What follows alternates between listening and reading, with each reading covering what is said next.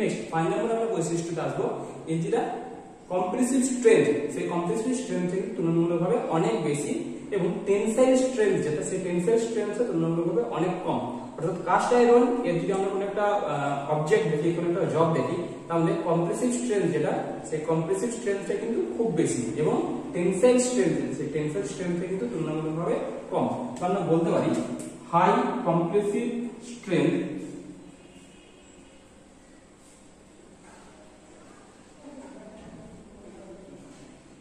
and low tensile strength, এই জন্যকে আমরা এর একটা বৈশিষ্ট্য হিসেবে বলতে পারি। নেক্সট আসছে কি, এটা মিলারেল না বা ডাকটাইল না, অর্থাৎ কাস্ট আয়রনকে আমরা সহজে মিলারেল কোনো মেটালে পরিণত করতে পারি না বা এটাকে আমরা ডাকটাইল, এই বৈশিষ্ট্যটা কিন্তু এর মধ্যে নেই।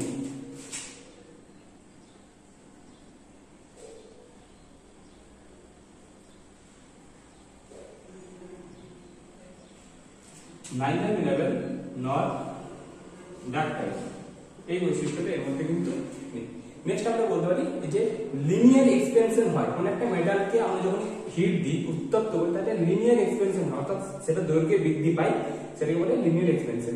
এই লিনিয়ার এক্সপেনশন যদি দেখি তাতে কোএফিসিয়েন্ট, সেই কোএফিসিয়েন্ট হচ্ছে তুলনামূলকভাবে কিন্তু অনেক কম। তাহলে আমরা নেক্সট পয়েন্ট বলতে পারি low coefficient of linear expansion.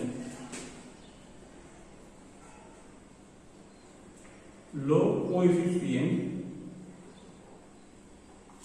of linear expansion, এবং নেক্সট আমরা একটা বলতে পারি কি যে এর মধ্যে রাস্ট যেটা হয়, সেই রাস্টটা তুলনামূলকভাবে কিন্তু অনেক কম হয়।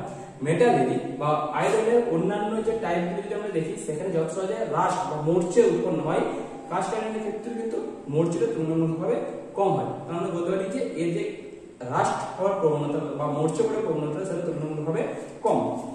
Next catches less rust. Next আমরা এর টাইপগুলো সম্পর্কে জানবো। আমরা প্রপার্টিজ গুলো জানলাম, এই কতগুলো হচ্ছে এর প্রপার্টিজ বা এর বৈশিষ্ট্য। নাম্বার 1 কি হার্ড এবং ব্রিটেল হবে। নাম্বার 2 মেল্টিং পয়েন্ট আছে, মেল্টিং পয়েন্ট হচ্ছে 1130 ডিগ্রি সেন্টিগ্রেড। নেক্সট এই যে স্ট্রাকচার আছে, স্ট্রাকচার হচ্ছে ক্রিস্টালাইজ স্ট্রাকচার। নাম্বার 4 হচ্ছে যদি কার্বন কন্টেন্টের পরিমাণটা কম থাকে তখন সেটা হচ্ছে easily machinable. Number 5 high compressive strength, তো কম্প্রেসিভ স্ট্রেংথ এর ক্ষেত্রে খুব বেশি, এবং টেনসাইল স্ট্রেংথ সেই টেনসাইল স্ট্রেংথ কিন্তু তুলনামূলকভাবে কম। Next neither malleable not ductile. Number 7 হচ্ছে low coefficient of linear expansion, অর্থাৎ লিনিয়ার এক্সপেনশন যেটা হয় তার কোএফিসিয়েন্টটা তুলনামূলকভাবে কম। এবং লাস্ট কি বলছে রাস্ট বা মরচে পড়ার প্রবণতাটা হচ্ছে এর মধ্যে কিন্তু কম। এখন আমরা যেটা আলোচনা করবো সেটা হচ্ছে কাস্ট আয়রন এর কি টাইপগুলো আছে, সেই টাইপগুলো সম্পর্কে আমরা আলোচনা করবো। তো টাইপগুলো যদি আমরা দেখি, ফার্স্ট অফ অল দেখতে পাবো এই টাইপ কি আছে, grey cast iron, white cast iron, malleable cast iron, চিপ কাস্ট আয়রন এবং হচ্ছে অ্যাডাল কাস্ট আয়রন। আমরা প্রধানত যে টাইপগুলো হয় সেগুলো নিয়ে আলোচনা করছি। তো গ্রে কাস্ট আয়রন যদি আমরা দেখি, দেখবো গ্রে কাস্ট আয়রন হচ্ছে কি না, এর কালারটা যেটা সেই কালারটা গ্রে বা ধূসর রঙের হয়, তাকে গ্রে কাস্ট আয়রন বলা হচ্ছে।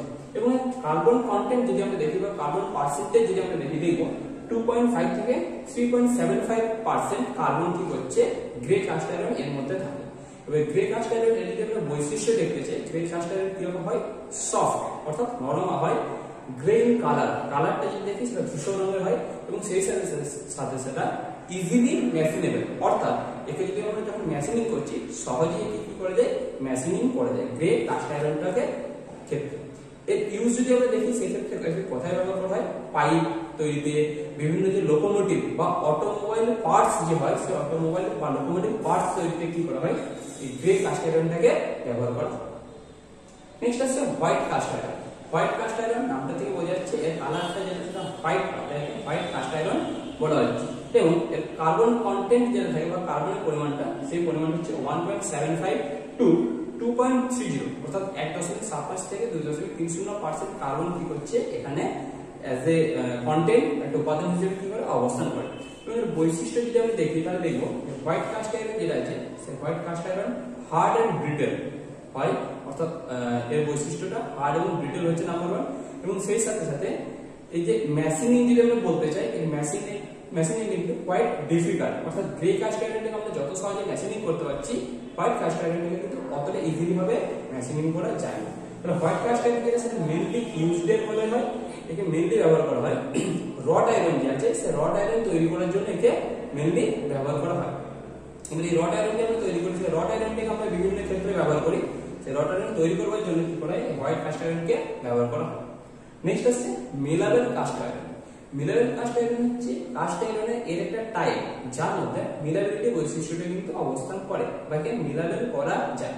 এর কার্বন কন্টেন্ট যদি আমরা দেখি, এর কার্বন কন্টেন্ট হচ্ছে 2.5% বা 2.5% কার্বন কি করে এখানে একটা উপাদান হিসেবে অবস্থান করে। এবং এর বৈশিষ্ট্য যদি আমরা দেখি, এর বৈশিষ্ট্য দেখবো সেটা কি হয়, তুলনামূলকভাবে স্ট্রঙ্গার এবং টাফার, অর্থাৎ স্ট্রং হয় এবং মেটালটা কি হয়, টাফ হয়। ব্যবহারটা কোথায় হয়, এর ব্যবহারটা হচ্ছে ক্যান্সার তৈরি করার ক্ষেত্রে বা বিভিন্ন রকম যে অটোমোবাইল পার্টস হয় সেই ক্ষেত্রে কি করা হয়, মিলারেল কাস্ট আয়রনটাকে ব্যবহার করা হয়। নেক্সট আছে child cast iron. Child cast iron হচ্ছে গ্রে কাস্ট আয়রন, যে তার একটা টাইপ আমরা বলতে পারি বা এর একটা ভাগ, একটা টাইপ আমরা বলতে পারি, যেখানে কি করা হয়, গ্রে কাস্ট আয়রনটা যখন উৎপন্ন করা হচ্ছে, অর্থাৎ কাস্ট আয়রনটাকে আমরা কিউপোলা ফার্নেসে তৈরি করি, তো এই কিউপোলা ফার্নেসে যখন উৎপন্ন করা হচ্ছে তখন সেটাকে একটা চিল পাত্রে বা একটা পাত্রের মধ্যে একটু চিল, অর্থাৎ ইজিলি বা কুইক একে কি করা হচ্ছে, ঠান্ডা করা হচ্ছে, চিল্ড করা হচ্ছে। ফলে এই যে উপরের সারফেসটা সেই অংশটা তুলনামূলকভাবে খুব তাড়াতাড়ি ঠান্ডা হয়ে যাচ্ছে, তুলনামূলক নিচের অংশটা সেটা আস্তে আস্তে ঠান্ডা হচ্ছে। এই ধরনের যে কাস্ট আয়রন টাইপটা তৈরি করা হচ্ছে সেটাকে বলা হচ্ছে কি chilled cast iron. Actually cast আয়রনের মধ্যে যে প্রপার্টিস গুলো থাকে তার চেঞ্জেস করবার জন্য বা তার পরিবর্তন করবার জন্য কি করা হয়, এই চিল্ড কাস্ট আয়রনটাকে তৈরি করা হয়। নেক্সট আসছে কি অ্যালয় কাস্ট আয়রন।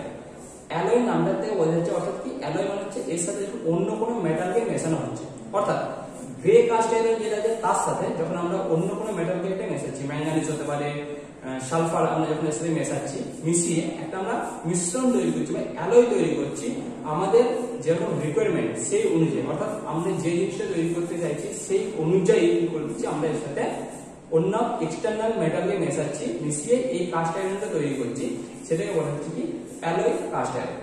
এই যে পাঁচটা ভাগ আমরা বললাম, grey cast iron, white cast iron, mineral cast iron, child cast iron এবং অ্যালয় কাস্ট আয়রন, এইগুলো হচ্ছে কাস্ট আয়রন এর মেইনলি বা প্রধানত ব্যবহৃত হয় সেই ধরনের টাইপগুলো। এছাড়াও আরো কিছু টাইপ আছে যেগুলো কিন্তু ব্যবহার তুলনামূলকভাবে খুবই কম। আশা করি আজকের ভিডিওটা ভালো লেগেছে, যেখানে আমরা কাস্ট আয়রন সম্পর্কে ডিটেইলসে আলোচনা করেছি। ভিডিওটি যদি ভালো লেগে থাকে অবশ্যই লাইক করো, কমেন্ট করে জানিও কেমন লাগছে বা পরবর্তীতে তোমরা কি ধরনের ভিডিও পেতে চাও, এবং ভিডিওটা অবশ্যই বন্ধুদের সাথে শেয়ার করো এবং চ্যানেলটি অবশ্যই সাবস্ক্রাইব করে দিও। Thank you.